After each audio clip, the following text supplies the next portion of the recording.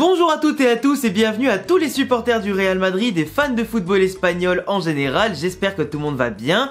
Comme vous le savez tous, la première partie de saison est terminée. Le Real Madrid reviendra pour la deuxième partie de saison début janvier 2024. Même s'il manque encore le match contre Mallorca pour terminer globalement la phase allée du championnat espagnol, avant de passer bien sûr à la suite. On a au moins fait 18 matchs sur 19. On a au moins fait les 6 matchs de poule de Ligue des Champions. Ce qui laisse quand même 24 matchs entre guillemets pour déjà jauger quel joueur dans l'effectif du Real Madrid fait déjà un bon début de saison, fait déjà en tout cas en sorte de répondre aux attentes placées envers eux, qui a été en dessous des autres, etc. Et du coup, moi, par rapport à toutes les observations que j'ai fait depuis le début de saison, je vais noter la saison, du moins le début de saison de chaque joueur. Je vous inviterai, vous les gars, dans les commentaires à bien sûr me donner vos impressions sur les notes que je vais donner pour chaque joueur, ou du moins pour l'ensemble de l'effectif, et pourquoi pas proposer vos propres notes avec bien sûr vos arguments sur les différents joueurs de l'effectif, qui vous a le plus marqué, qui vous a le moins impressionné, qui vous a le plus déçu, à vous de me le dire aussi en commentaire. Et je ferai bien sûr la même vidéo à la fin de la saison pour faire un bilan et voir par rapport en tout cas à cette première moitié de saison qui a progressé, qui a régressé, qui a continué sa lancée ou simplement qui nous a déçus. Et je vous rappelle que si vous aimez le Real Madrid et le foot en général, n'hésitez pas à vous abonner les frérots, il y a plein de projets qui arrivent sur la chaîne pour la développer un maximum et puis on va essayer bien sûr de commencer 2024 comme on a terminé 2023, c'est-à-dire avec une bonne progression. Alors déjà on va commencer par les gardiens. Alors forcément Courtois on peut pas le noter parce qu'il s'est fait les ligaments croisés et qu'il va pas rejouer de la saison, donc on a que Lunin et Kepa à noter. Alors Lunin il a joué 10 matchs et Kepa une quinzaine.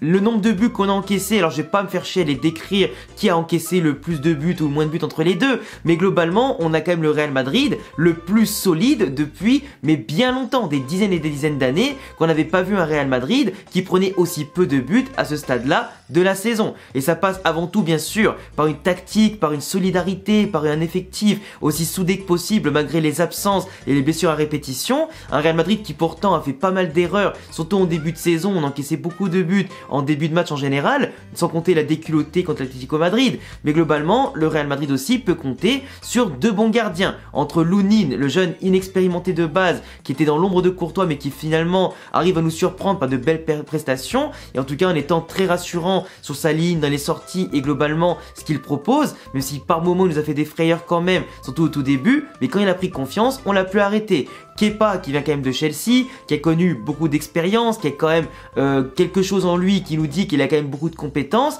mais qui fait quand même beaucoup de boulettes. Pour l'instant c'est lui qui a un peu plus de, j'allais dire, de considération pour Ancelotti, qui est devant dans la hiérarchie, mais les prestations récentes de Lunin ont quand même bousculé un peu les plans de tout ça. Et par rapport à la prestation et surtout les impressions qu'ils m'ont tous les deux laissé, Lunin il mérite pour moi un 7 sur 10 pour l'instant, et Kepa un 6 sur 10. Kepa, même s'il a plus joué, pour moi il m'a le plus déçu dans les interventions, dans les sorties où il est vraiment trop hasardeux, dans les petites boulettes et aussi les frayeurs qu'il nous fait par moment, mais ça reste un très bon gardien. Lunin pour moi il m'a fait une meilleure impression, même s'il a joué un peu moins que Kepa, mais pour moi Lunin devrait être titulaire pour le moment. Après Lunin, bien sûr qu'il faut aussi pas mal de débats par moment, il faut aussi quelques erreurs, mais je trouve que sur la deuxième moitié on va dire de la première partie de saison, il a été absolument hors norme, du moins depuis la blessure de Kepa, il est absolument hors norme. Mais c'est quand même pas mal, 7 et 6 sur 10, ça montre quand même qu'ils ont encore une progression à faire pour la deuxième partie de saison et franchement je m'attends à mieux et surtout je suis très convaincu que les deux feront du bon travail. Puis surtout remplacer Courtois, le meilleur gardien du monde, ça fait quand même une petite pression, encore plus quand tu joues au Real Madrid, donc forcément c'est pas évident mais quand même bien joué à eux. En défense on a bien sûr Rudiger qui avec une passe décisive cette saison mais surtout une qualité de patron en l'absence de Militao qui s'est fait les croisés qui pareil devrait pas rejouer avant mars ou avril, bah il est devenu le taulier, le patron. L'an dernier il était pas mal mais c'était pas non plus le Rudiger en tout cas prime qu'on pouvait avoir, mais cette année en étant plus acclimaté au vestiaire, en étant on va dire le clown du vestiaire, le mec qui fait rire tout le monde, le mec qui met la bonne humeur, qui soude le groupe, qui apporte son expérience, qui apporte sa grinta, qui est un petit peu le PP moderne, en plus technique si on peut dire ça comme ça, Rudiger à mon sens il est quasiment parfait. Il est quasiment parfait, il est passé au travers dans quasiment aucun match, ça lui est arrivé de faire peut-être 2-3 erreurs, mais pour moi c'est un 9 sur 10 pour Rudiger, parce que c'est lui le patron aujourd'hui, et vraiment heureusement qu'il est là, merci Rudiger. Dans la lignée, on a aussi Dani Carvajal, un des capitaines du Real Madrid et surtout un des leaders retrouvés, 8 sur 10 pour ma part, 2 buts et 2 passes D depuis le début de saison, on a retrouvé un Carvajal conquérant, on est encore un petit peu loin du Carvajal Prime, bien sûr, de l'époque 2013-2014 par exemple, mais Carvajal, ou même de 2016-2017 par exemple, mais Carvajal aujourd'hui, il a retrouvé sa solidité, il a retrouvé son aplomb offensif, il a retrouvé son côté tranchant, il a retrouvé son apport par ses centres, par sa faculté à répéter les efforts, à verrouiller le couloir droit et bien sûr se l'approprier. Et pour moi, Carvajal aujourd'hui, avec le brassard de capitaine, c'est absolument phénoménal. Franchement, il m'a laissé sur le cul, tu vois, parce que j'y croyais pas forcément depuis ses nombreuses blessures, ses rechutes, et par moments des prestations, surtout l'an dernier, qui étaient pas bonnes. Mais là, cette année, on retrouve vraiment quelqu'un d'expérience qui solidifie un peu plus notre jeu et le vestiaire. David Alaba. Alors, David Alaba, je suis désolé, hein, même s'il a fait les croisés, qui va manquer tout le reste de la saison, je vais pas être pris de pitié, je suis désolé. Moi, pour moi, la note que je lui mets, c'est un 2 sur 10. Et ouais, 2 sur 10, voire 3 sur 10. Mais pour moi, malgré ses 2 passes décisives et malgré le fait qu'il a été important par moment par son expérience, malgré sa bonne humeur depuis qu'il est là maintenant, depuis sa 3e saison, même s'il a déjà tout gagné avec le Real Madrid avant ça, pour moi, aujourd'hui, Alaba, c'était que l'ombre de lui-même. C'était la pire version d'Alaba et franchement, les croisés, c'est un petit peu la goutte de trop quand même pour lui parce qu'il mérite pas ça.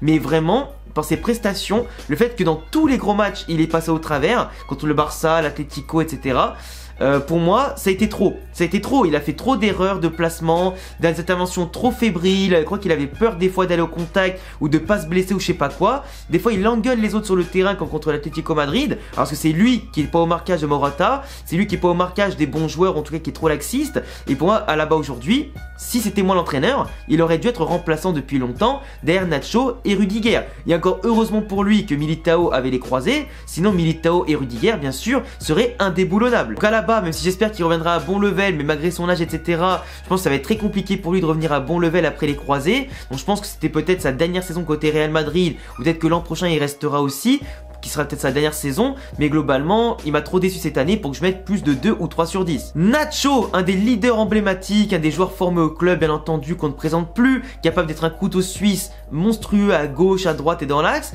mais cette année, il me déçoit un petit peu. Nacho, entre ces 2 cartons rouges contre Gérone et lors du dernier match de Liga, sachant la situation qu'on a, on a beaucoup de blessures, des joueurs qui peuvent pas jouer, des joueurs qui sont obligés d'être replacés à certains postes comme Tchouaméni en défense centrale pour jouer, à un moment donné, faut être plus lucide. Et son expérience, j'ai l'impression que des fois, elle lui sert à rien. Non seulement il fait un peu plus de boulettes, il est un peu plus pris en défaut par la vitesse, par la puissance, et des fois même dans les dribbles, il se laisse embarquer un petit peu bizarrement, même si par moment il est très solide et encore heureux parce qu'il joue au Real Madrid quand même.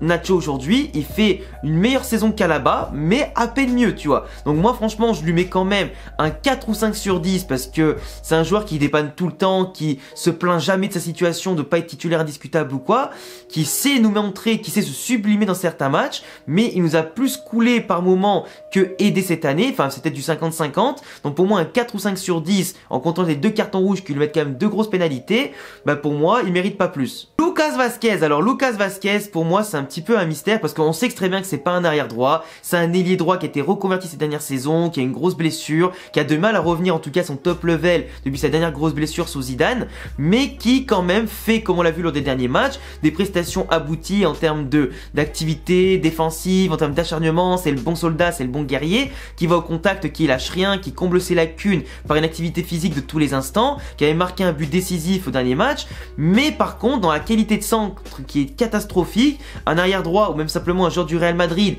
qui à terre ou en l'air ne sait pas centrer ou viser un coéquipier, qu'on ait de la présence ou pas, il ne sait pas faire un centre. Et au bout d'un moment, ça commence à pénaliser lourdement les attaques du Real Madrid. Il laisse aussi beaucoup de boulevards derrière lui, qui compense comme je le dis par l'activité, mais c'est pas un grand Lucas Vázquez. C'est un joueur qui, en tout cas le couteau entre les dents c'est très bien, qui assure l'intérim de Carvajal c'est très bien, mais au bout d'un moment le Real Madrid doit aspirer à mieux en l'absence ou la présence de Carvajal. Donc aujourd'hui Lucas Vázquez, malgré un but et 3 passes D, je lui mets 5 sur 10. La paire de latéraux Mendy et Fran Garcia, alors là le bas va blesser un petit peu, parce que Fran Garcia, pour moi, il vient d'arriver, c'est un jeune formé au club, il a du potentiel, offensivement, c'est largement le meilleur qu'on a entre lui et Ferland Mendy, il a quand même fait 5 passes décisives depuis le début de saison, ce qui est quand même pas mal, il apporte de l'activité, des dédoublements, quand Vinicius daignait, en tout cas, lui donner le ballon, ou Rodrigo aussi, mais en tout cas, sa présence dans les couloirs, sa vitesse, sa puissance font la différence.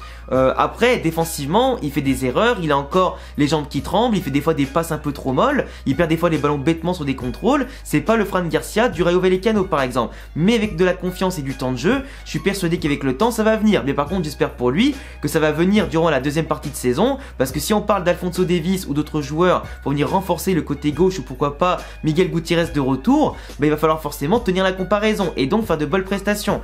Donc aujourd'hui Fran Garcia, il n'est pas encore en danger parce qu'il vient d'arriver, mais attention à court moyen long terme, à vite en tout cas régler la mire et devenir enfin bon, et mettre en tout cas tous les espoirs placés en toi sur le terrain et pas que dans les blablas du mercato.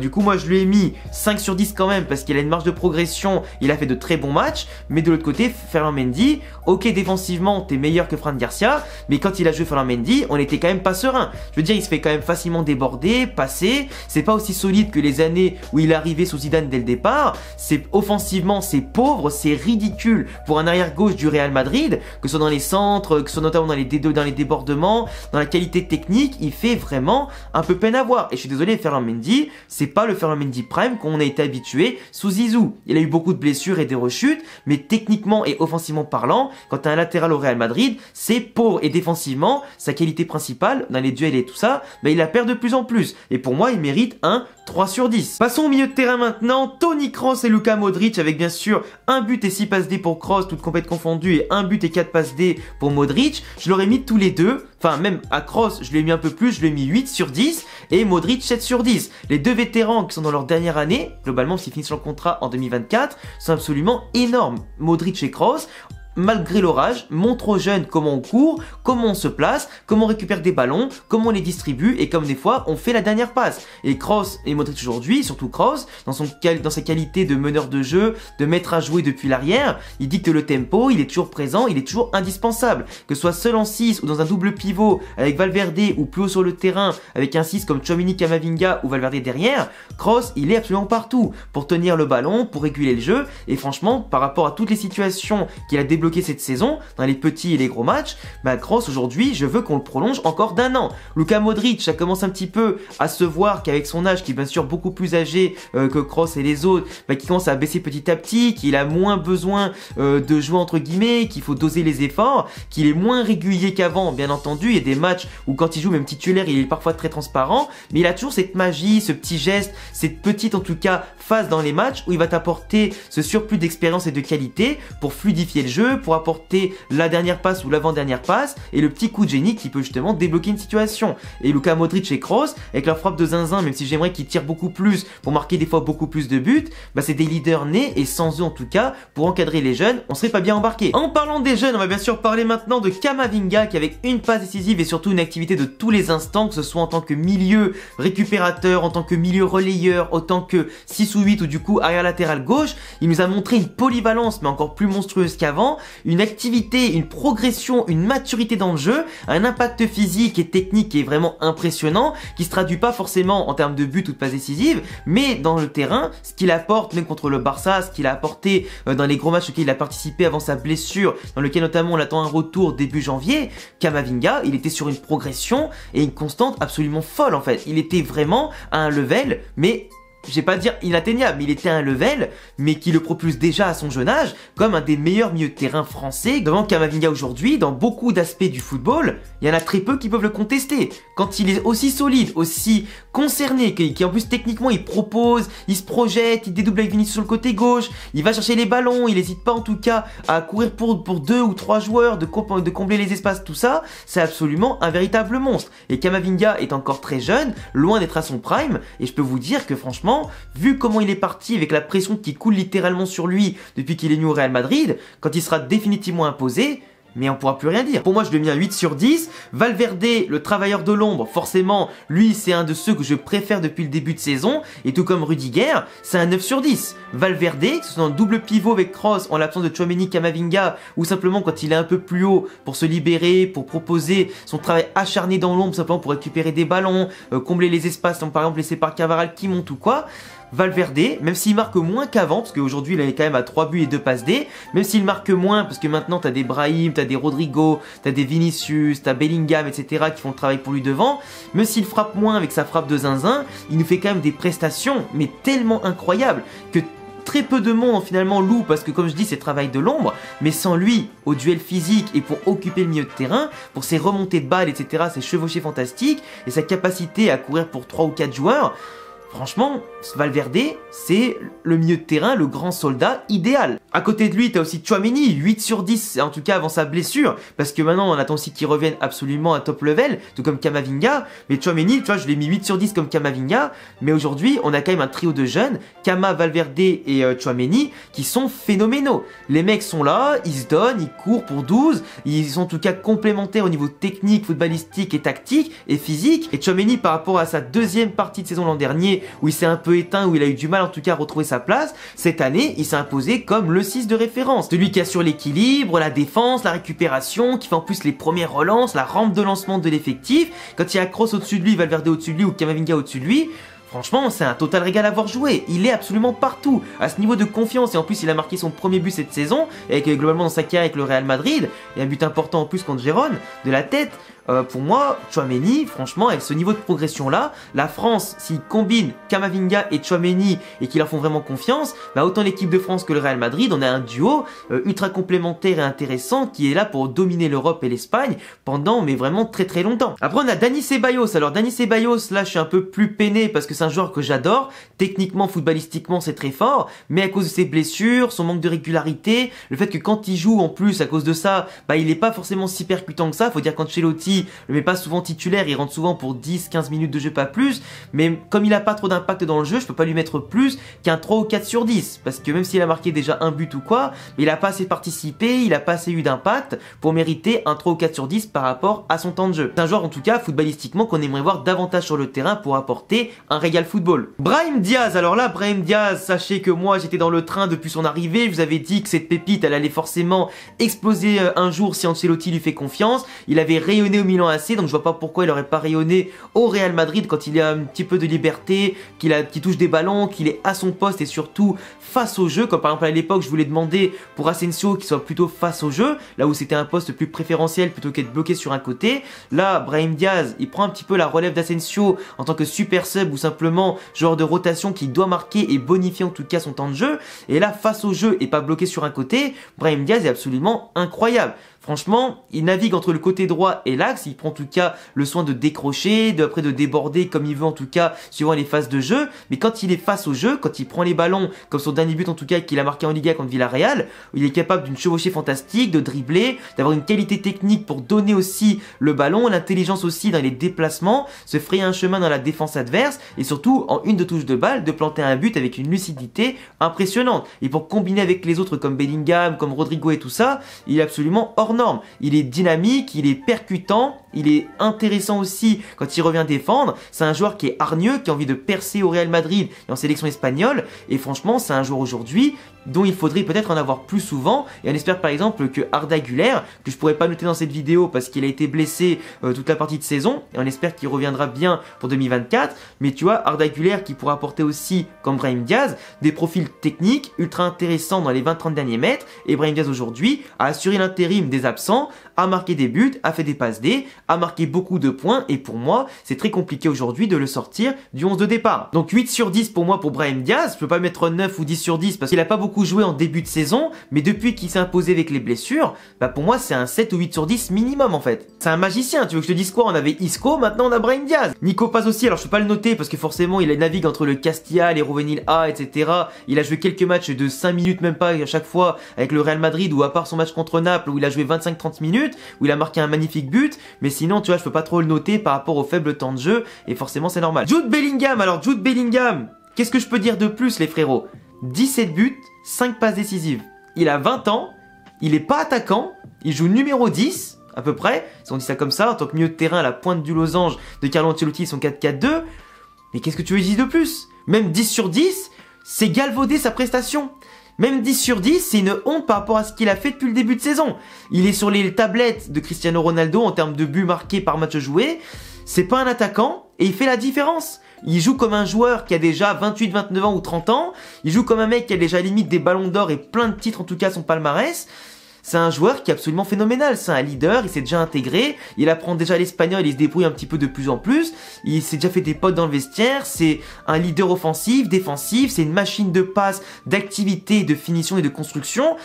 Il a que 20 ans, et c'est monstrueux, il a que 20 ans. Et si on remporte la Liga, la Copa et la Ligue des Champions cette année, et qu'avec l'Euro il fait une belle prestation, je suis sûr qu'il peut remporter le Ballon d'Or. Sauf s'il se fait escroquer par je sais pas qui, mais cette année, le Ballon d'Or, si on va au bout et qu'il continue comme ça, c'est phénoménal. Il a déjà battu ses records de buts avec le Dortmund, et on est même qu'à la moitié de saison.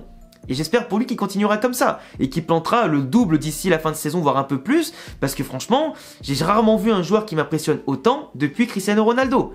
Et on en a eu des stars quand même dans l'effectif, mais des mecs qui s'intègrent à cet âge-là, aussi vite et aussi fort, et surtout à un nouveau pays, notre culture et à la pression du Real Madrid, c'est du jamais vu. C'est du jamais vu. Et son prix, limite, je suis gêné par rapport à Dortmund, parce que j'aimerais bien, à la limite, leur filer un bonus à Dortmund. Parce que là, on l'a payé, mais par rapport à ce qu'il nous fait, mais vraiment pas cher. Vraiment pas cher. Et c'est que le début, pour au moins les 5 ou 10 prochaines années. Du coup, merci Bellingham pour les travaux, mais ouais, 10 sur 10, mais qu'est-ce que vous voulez que je dise de plus, quoi? Attaquant, on a Vinicius Junior, avec bien sûr... Alors, certains vont peut-être m'insulter, mais je vais lui mettre pas plus de 7 sur 10. Même s'il a marqué 7 buts et 3 passes D en 13 matchs parce qu'il a été très blessé la plupart du temps, il a fait une rechute en septembre, puis bah du coup récemment là, 7 sur 10 pourquoi? Parce que dans son attitude, même si elle s'est améliorée par rapport à la saison dernière, il y a encore du mieux à aller chercher. Faut pas qu'il sorte de ses matchs, il y a encore du mieux à prendre pour ne pas en tout cas qu'il parasite le jeu de son effectif, le jeu de l'équipe,